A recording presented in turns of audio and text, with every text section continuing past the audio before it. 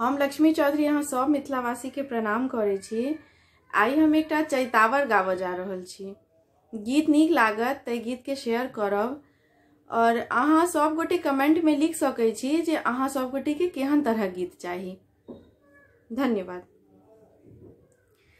पलंग चढ़ैत डर लागे हो रामा, पायल बाजे पलंग चढ़ैत डर लागे हो रामा, पायल बाजे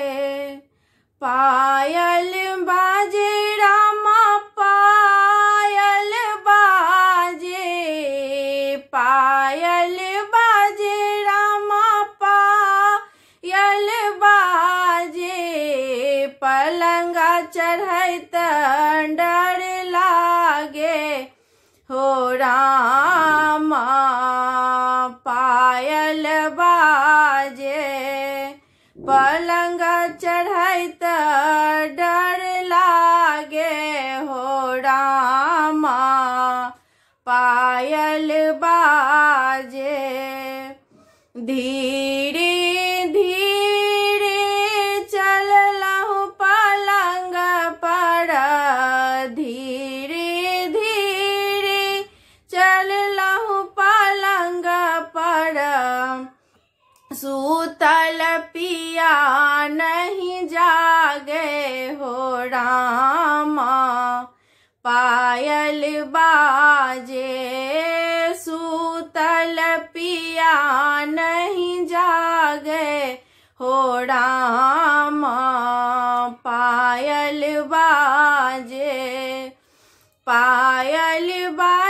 रामा,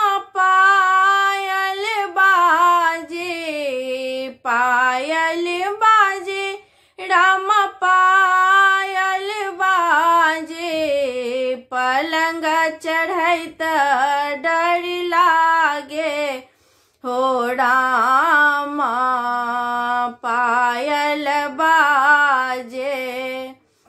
नूपुर दाबी काए चलू सब सखी हे, नूपुर दाबी काए चलू सब सखिया, तनिको भनक नहीं लागे हो रामा, पायल बाजे तनिको भनक नहीं लागे हो रामा, पायल बाजे रामा, पायल बाजे रामा, पायल बाजे पलंग चढ़ैत डर लागे हो रामा, पायल बाजे पलंग चढ़ैत डर लागे हो रामा, पायल बाजे। लाख जगायल पिया नहीं जागल, लाख जगायल पिया नहीं जागल, बिरहा मोहे सतावे हो रामा, पायल बाजे बिरहा मोहे सतावे हो रामा, पायल बाजे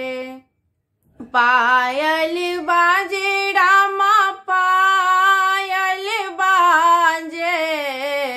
पायल बाजे रामा, पायल बाजे पलंग चढ़ैत डर लागे हो रामा, पायल बाजे पलंग चढ़ैत डर लागे हो राम।